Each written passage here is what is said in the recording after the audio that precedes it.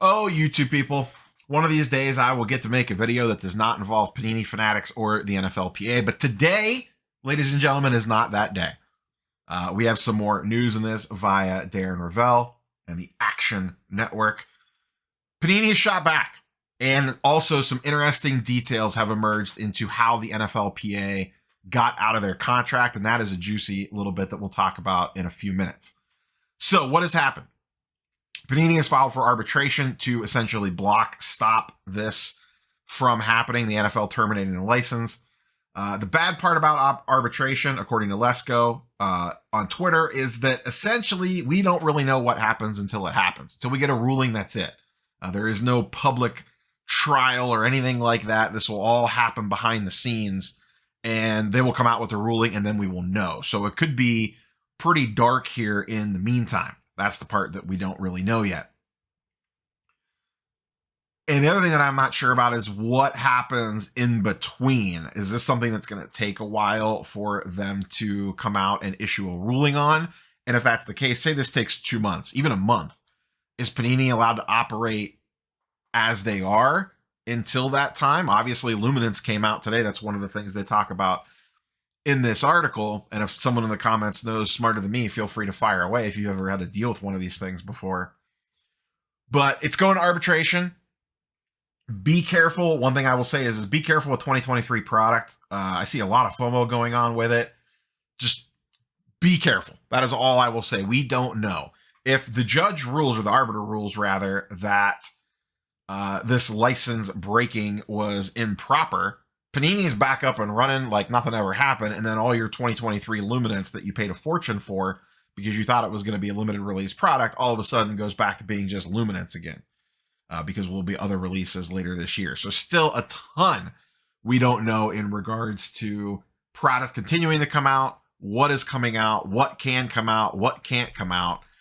I would play things very safe and conservative until we get that arbiter ruling and see what comes out of that. Now, once again, we don't know exactly how long that is going to take. If that's a days, weeks, months situation. My guess is this is something that moves a little bit quicker than a regular trial, but I am not a member of the Law & Order cast. To me, the really interesting thing that kind of came out of this, besides we have a little bit more information on what's going on now, unfortunately, that information casts just as many questions as answers, if not more. Down at the bottom, or in the middle of this article rather, we get the justification for why the NFLPA broke/canceled, whatever you want to call it, this contract. Revoked the rights early, I guess, is probably the better way to do it. The only way the NFLPA could immediately terminate the deal with no sell-off period is if there was a material breach in the contract. The suggested breach is over change in control.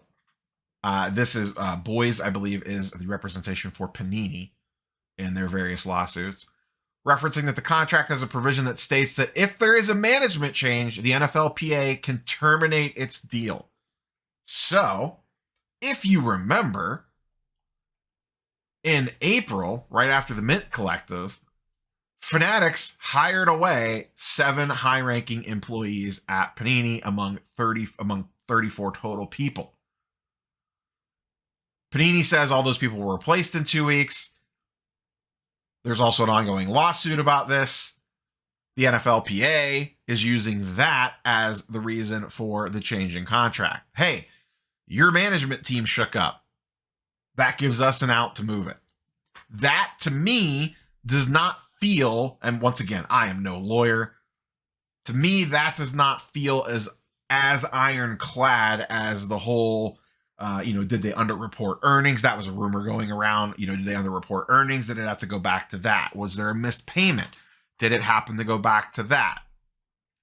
But it appears that it has to do with a change in management. Now, whether or not they were replaced in 2 weeks or not, black and white letter of the law. If it, once again, I'm no contract lawyer, but if it states that there's a change in management, we have the ability to amend this agreement or get out of this agreement. If you lose 34 employees, that sure looks like a breach contract. Now, tinfoil hat brigade, and I could kind of see it on this one, is going to say, well, Fanatics hired all those people away. Was this a ploy? Was this a Don Corleone, Gordon Gekko-like maneuver to go around the back end to cause the breach for contract? I am sure there will be some sort of shenanigans that Panini will make that case for. As in, hey, we are already taking them to court for poaching all these people. And now we find out months later, because they poached these people, it gave the NFLPA an option to cancel this contract. This will also be an interesting precedent setter. If, let's say, this goes through and the NFLPA is able to cancel their contract because of this, does that mean the NBA Players Association would have similar termination clauses in their contracts? Does the NFL, as a using logos perspective, NBA as in a using logos perspective, do they have similar language? Because if the arbiter rules in this case, once again, I don't know if this was like regular court or not, if they rule in this case and side with the NFLPA that they were right to do this, does that open the door for the other leagues to be able to do the same? Or do they say, this looks a little bit suspect? What do we think? Was this just a big coincidence? Or do we think maybe Fanatics kind of knew what they were doing here, went a little around the back end, try to break this thing up a little bit early? And once again, Fanatics continues to play checkers while Panini is playing chess when it comes to business moves for this. So while recording this, I tweeted some questions at Paul Lesko. We'll pull those up here to give a little bit more insight. Does Panini get to keep doing their thing until this happens? So can they keep printing product, and how quickly do these move?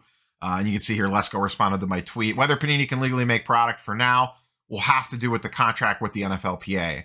He says, I bet it has a grace period where Panini can dump product that is nearly complete, which would make sense. We talked about it in yesterday's video. Panini has stuff scheduled out here for the next couple of months, basically through December, through Mosaic Football, is where Panini has product coming out on the pipeline, on the schedule. So my suspicion here would be, and this is kind of something we've all been talking about, and once again, no one really knows for sure except for the contract holders, is that product would probably be able to come out. It's probably far enough along the pipeline that could come out. But he also states here, if it is not spelled out, it would be up to the arbiter if they could keep doing business or not. And then he also says arbiters can move as quickly or slowly. It just depends. So we could get movement on this fast, or we could get movement on this not at all. And this is going to be one of those things where it's probably just going to come out of left field, where all of a sudden Ravel tweets, Lesko, whoever, it just pops up and it's like, boom, here's what happened. Because of the way that these arbitration cases work, we are not going to find out the inner workings unless something gets leaked, which I don't see that happening potentially. So to summarize, Panini has shot back. It sounds like this is going to arbitration.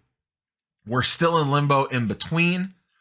And we now know the reason for the cause of the NFLPA pulling back their contract. And it is very conspiracy heavy if you want it to be, if you choose to take it in that direction. On how nefarious Fanatics was when hiring those employees. Was that just because, hey, we need to fill out the staff? Or was it, hey, we need to fill out the staff, and oh, by the way, there's this little bonus thing that we get way down here at the bottom. We might not need it, but we'll break glass in case of emergency situation, where all of a sudden their management changed. So that could come in handy because of subsection 67, page 94. Subsection B, NFLPA could break its contract because management change. I'm not saying, I'm just saying. So, as I said yesterday, more to come on this as information rolls out. I hope one day I will be able to make a video that does not talk about Panini, Fanatics, or the NFLPA.